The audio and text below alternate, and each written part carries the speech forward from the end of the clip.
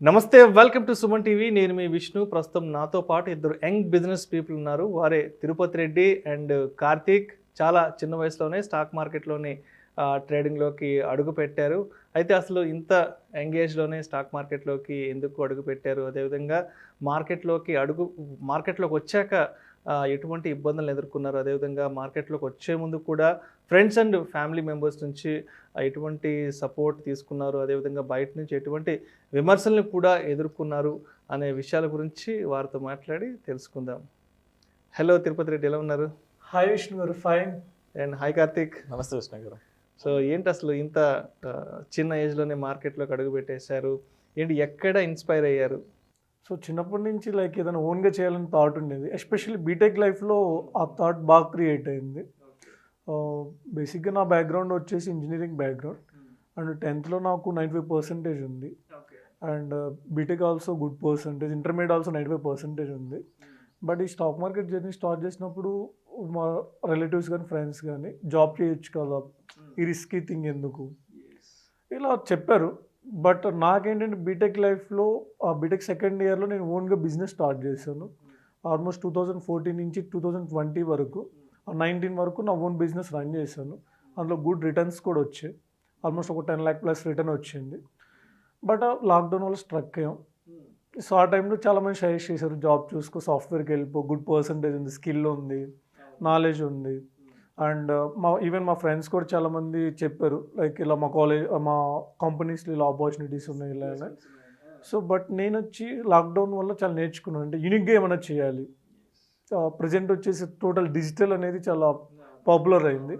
So digital వేలో ఏమైనా business build చేయాలని చూస్తున్నప్పుడు నాకు ట్రేడింగ్ ఒక బెస్ట్ ఆప్షన్ అనిపించింది.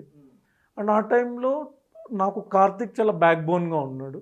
నేను కార్తిక్ కాల్ చేశాను, ఇలా చేద్దాం అనుకున్నాను. అంటే ఆల్రెడీ తను ఒక 1 year బ్యాక్ నుంచి స్టార్ట్ చేస్తున్నాడు. సో అలా కార్తిక్ ద్వారా నేను కంప్లీట్గా ట్రేడింగ్ గురించి నేర్చుకున్నాను. బిఫోర్ దట్ నేను ట్రేడింగ్ నేర్చుకుందామని థింక్ చేస్తున్నప్పుడు నెంబర్ ఆఫ్ ఇన్స్టిట్యూట్స్ యాడ్స్ ఉంటాయి లైక్ మన సోషల్ మీడియాలో. సో ఆ యాడ్స్ ద్వారా నేను అప్రోచ్ అయిన వాళ్ళని, అంటే వాళ్ళు ఎలా నేర్పిస్తున్నారు, ఏంటి, ఎంత ఛార్జ్ చేస్తున్నారు. ఒక ఇన్స్టిట్యూట్ వచ్చి ఒక 75,000 ఛార్జ్ చేస్తున్నారు. ఆల్మోస్ట్ నేను అందులో జాయిన్ అవుదామని డిసైడ్ అయ్యాను. డిసైడ్ అయిన తర్వాత ఒకసారి కార్తిక్ని అడుగుదాం, సజెషన్ తీసుకుందాం, తను కాల్ చేసి అడిగితే తను సేమ్ ఇన్స్టిట్యూట్లో తను జాయిన్ అయ్యి ఉన్నాడు. బట్ అది వర్క్ అంత బెటర్గా లేదు. ఇప్పుడు నాకు ఆల్రెడీ ఎక్స్పీరియన్స్ ఉంది, మనం టుగెదర్ చేద్దాం అని చెప్పి నేను తన సజెషన్ తీసుకొని స్టార్ట్ చేశాను. సో అయితే అంటే మార్కెట్లోకి అడుగు పెట్టే ముందు ఫ్రెండ్స్ అండ్ ఫ్యామిలీ మెంబర్స్ ఎట్లా మిమ్మల్ని ట్రీట్ చేశారు, అండ్ ఇప్పుడు ఈ 2-3 years తర్వాత అండ్ మీరు తీసుకుంటున్న రిటర్న్స్ చూశాక మరి వాళ్ళు ఫీడ్బ్యాక్ ఎలా ఉంది? So before market and after market. So obviously rejections అయితే కంపల్సరీగా ఉంటాయి. మనం ట్రెడిషనల్ వేలో వెళ్తుంటే ఎవరు అంతగా అంటే మనం ఫర్ ఎగ్జాంపుల్ ఒక జాబ్ వచ్చింది, ఒక మ్యారేజ్ చేసుకున్నాం, లైఫ్ అలా సాఫీగా వెళ్ళిపోతుంటే ఎవరు పట్టించుకోరు. మనం ఏదైనా డిఫరెంట్గా ట్రై చేద్దాం అన్నప్పుడు ఆబ్వియస్లీ పీపుల్ రిజెక్ట్ చేస్తారు, అంటే ఇది ఎందుకు, అది ఎందుకు, ఈ కైండ్ ఆఫ్ స్టేట్మెంట్స్ వస్తే. చాలామంది అన్నారు రిస్కీ థింగ్ ఎందుకు ఇలా అని చెప్పేసి, ఏదైనా జాబ్ చూసుకోవచ్చు కదా అలా అని. బట్ నా ఓన్ వే ఆఫ్ విజన్ నాకుంది నా లైఫ్ గురించి. ఓన్గా స్టార్ట్అప్ క్రియేట్ చేయాలి, ఇలాంటి థాట్స్ ఉన్నాయి. ఎస్పెషల్లీ 22-23 years ఏజ్లో రిస్క్ తీసుకోవడం అనేది చాలా బెస్ట్ ఆప్షన్ లైఫ్లో. బెస్ట్ ఆప్షన్ ఆ ఏజ్కి తీసుకోవడం. అవును. ఆఫ్టర్ 30-35 మనం తీసుకుందాం అనుకున్న డిసిషన్స్ మన కంట్రోల్లో ఉండవు. అంటే ఫర్ ఎగ్జాంపుల్ మనం మ్యారేజ్ చేసుకుంటే మన వైఫ్ ఉంటారు, పిల్లలు ఉంటారు, ఆర్ఎల్స్ రిలేటివ్స్ ఉంటారు, వాళ్ళ రిలేటివ్స్ ఉంటారు, ఇంతమందిని కన్విన్స్ చేయాలి. 22 years ఏజ్లో ఎవరిని మనం కన్విన్స్ చేయాల్సిన అవసరం లేదు. ఆ క్లారిటీ నాకు చాలా బాగుండింది. సో ఇలా థింక్ చేస్తున్న టైంలో ఈవెన్ మా ఫ్రెండ్స్ కానీ ఫ్యామిలీ మెంబర్స్ కానీ ఎంకరేజ్ ఎవరు చేయలేదు. బట్ వన్స్ నేను మార్కెట్లో స్టెబిలైజ్ అయ్యి నాకు ఇందులో గుడ్ రిటర్న్స్ రావడం, డీసెంట్ రిటర్న్స్ రావడం, so obviously they are happy right no వాళ్ళు మమ్మల్ని చాలా బిలీవ్ చేస్తున్నారు. Okay. That's why I'm also satisfied. So అంటే ఇప్పుడు ఎలా ఉంది ఓవరాల్గా లాస్ట్ 2-3 years నుంచి మార్కెట్లో మీ జర్నీ? ఎందుకంటే 2020 మార్చ్లో మార్కెట్లో పెద్ద ఎత్తున వాలటాలిటీ వచ్చింది. తర్వాత 2022 మార్చ్లో కూడా మళ్ళీ రష్యా ఉక్రెయిన్ వార్తో కూడా మార్కెట్లో అసలు అతలాకుతలం అయిపోయినాయి కదా. సో కరెక్ట్గా మీరు మార్కెట్లోకి అడుగుపెట్టే సమయానికి అండ్ తర్వాత ఇప్పుడు రన్నింగ్లో ఉంటున్న ఈ సమయంలో మరి ఇలాంటి మార్కెట్ వాలటాలిటీస్ నుంచి మీరు ఏం నేర్చుకున్నారు? సింపుల్. ఆ టైంలో నేను నా జర్నీ స్టార్ట్ చేసినప్పుడు లక్కీగా నాకు మెంటర్ ఉన్నాడు. సో ఆ మెంటర్ వచ్చేసి కార్తిక్. ఓకే. సో తను వచ్చేసి టీచ్ చేస్తున్నాడు పీపుల్ త్రూ ఆన్లైన్. సో అది నాకు చాలా బాగా హెల్ప్ అయింది. సో ఈవెన్ నాకు ఆ మెంటర్ లేకుండా ఉంటే నేను చాలా బిగ్ లాసెస్ ఫేస్ చేశాను. చాలా బిగ్ లాసెస్ ఫేస్ చేసేవాడిని. ఆ మెంటర్ ఉండడం వల్ల ఏమైందంటే లైక్ వాటిని ఎలా హ్యాండిల్ చేయాలో నేర్చుకున్నాను ఆ మెంటర్ వల్ల. సో అండ్ ఆ తర్వాత ఫేజ్ వచ్చేసి నాకైతే చాలా స్మూత్గా జరిగింది. రీజన్ ఏంటంటే నాకు మెంటర్ ఉన్నారు బేసిక్గా. ఆ స్ట్రెస్ అంతా తను తీసుకునేవాళ్ళు బేసిక్గా. అంటే నాకున్న కన్ఫ్యూజన్స్ అవ్వచ్చు ఏమైనా తనతో డిస్కస్ చేసేవాడిని. సో అది నాకు చాలా బాగా హెల్ప్ అయింది. అండ్ లాసెస్ గురించి వస్తే నేను స్టాక్ మార్కెట్లో లాసెస్ ఫేస్ చేశాను ఇనిషియల్ స్టేజ్లో. బట్ ఆ లాసెస్ అనేది నేను కాస్ట్ ఆఫ్ బిజినెస్గా నేను ఫీల్ అయ్యాను. మనం ఏ బిజినెస్ చేయాలన్నా కంపల్సరీగా మెయింటెనెన్స్ ఉంటుంది బిజినెస్కి. సేమ్ ట్రేడింగ్ కూడా లెర్నింగ్ పర్పస్కి మనం కొంత మనీ అయితే స్పెండ్ చేయాలి. రైట్. సో ఇనిషియల్ డేస్లో నేను లాస్ అయిన థింగ్ని కాస్ట్ ఆఫ్ బిజినెస్గా కన్సిడర్ చేశాను. ఆ లాసెస్ నాకు బిగ్ ఎక్స్పీరియన్స్ ఇచ్చింది. సో ఎవ్రీ లాస్ నుంచి నేను చాలా బాగా నేర్చుకున్నాను. సో ఆ స్టెప్ బై స్టెప్ మూవ్ అయ్యే ప్రాసెస్లో నాకు ఒక కన్సిస్టెంట్ రిటర్న్ వచ్చే సోర్స్ దొరికింది. సో నేను అలా టర్న్ అయ్యాను. ఇనిషియల్ డేస్లో నాకు చాలా గ్రీడీ మైండ్ సెట్ ఉండేది. అంటే ఒక 1 lakh ఎర్న్ చేసేద్దాం, లేకపోతే లైక్ ఒక 1 yearలో 1 lakhని ₹1 crore చేసేద్దాం. ఇంత హెవీ గ్రీడ్ ఉండేది. ఫ్యాక్ట్ తెలిసిన తర్వాత స్టాక్ మార్కెట్ బిగ్ పీపుల్ ఎలా చేస్తున్నారు, సైకాలజీ ఎలా ఉంది, ఇవన్నీ తెలిసిన తర్వాత ఏంటంటే ఒక ప్రాపర్ మైండ్ సెట్ బిల్డ్ అయింది, ప్రాపర్ సైకాలజీ బిల్డ్ అయింది. ఇనీషియల్ డేస్లో నాకు ఒక లాస్ వచ్చింది అనుకో, దాన్ని హ్యాండిల్ చేయలేకపోయేవాడిని. నేను చాలా టెన్స్ ఫీల్ అయ్యేవాడిని, చాలా ఫియర్ ఉండేది. అంటే నేను ఇందులో సర్వైవ్ అవుతానా లేదా, బిల్ చేయగలనా లేదా అని.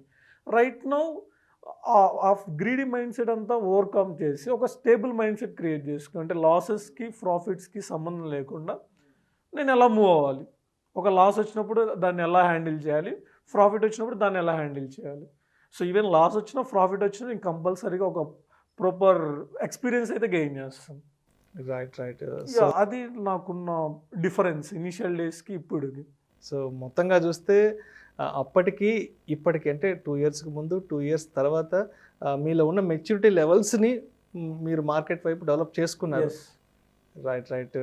కమింగ్ టు కార్తిక్, ఏది అసలు చాలా చిన్న ఏజ్లో ఉన్నారు, ఇంత చిన్న ఏజ్లోనే ఇంత పెద్ద మహా సముద్రం లాంటి మార్కెట్లోకి అడుగుపెట్టారు కదా. ఏంటి అసలు, ఎప్పుడు, ఎక్కడ, ఏ విధంగా ఇన్స్పైర్ అయ్యారు మార్కెట్లోకి అడుగు పెట్టడానికి?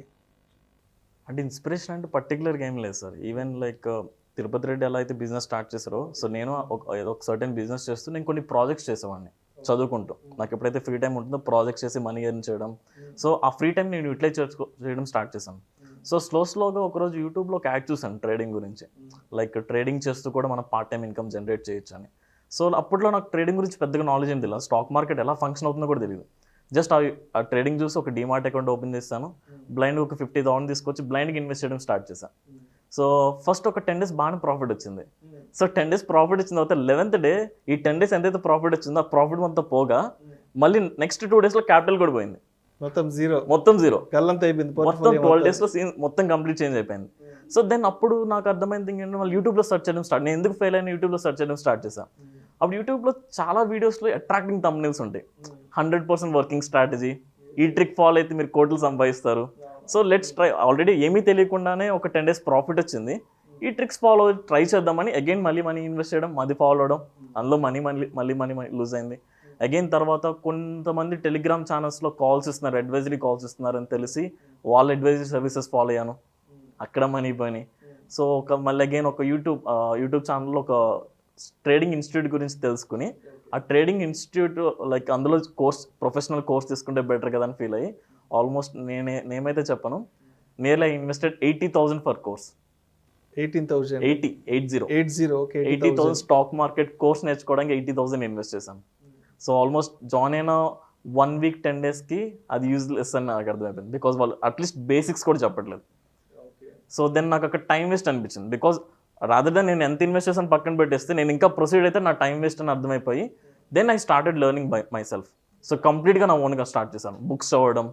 సో బిగ్ పీపుల్ ఎవరైతే స్టాక్ మార్కెట్లో రియల్గా మనీ ఎర్న్ చేస్తున్నారో, సో వాళ్ళు ఏం మెథడ్స్ ఫాలో అవుతున్నారు, వాళ్ళని కాంటాక్ట్ అవ్వడం, వాళ్ళ వెబినార్స్ అటెండ్ అవ్వడం.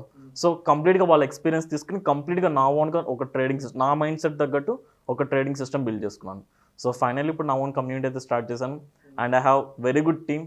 లైక్ తిరుపతి రెడ్డి నా దగ్గర నేర్చుకుని ఇప్పుడు నా పార్ట్నర్ కంప్లీట్.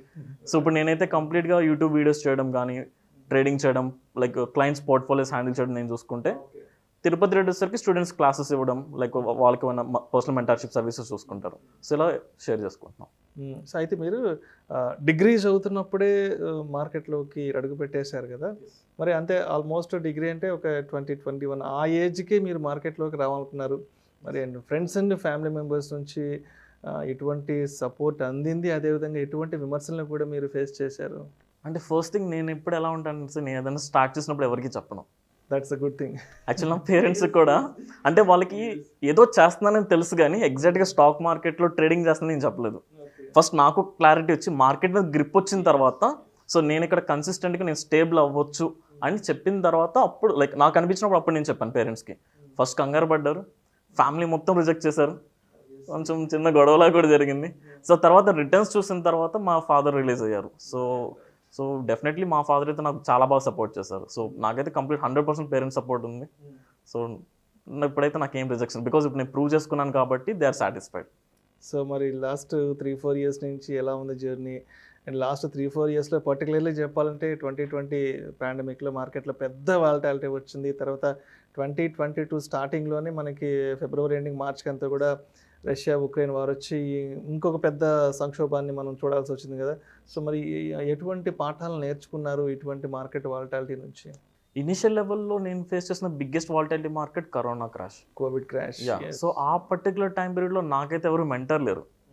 అంటే లైక్ నేను కంప్లీట్గా ఓన్గా నేర్చుకున్నాను కాబట్టి నేను సర్టెన్ లాసెస్ ఫేస్ చేశాను.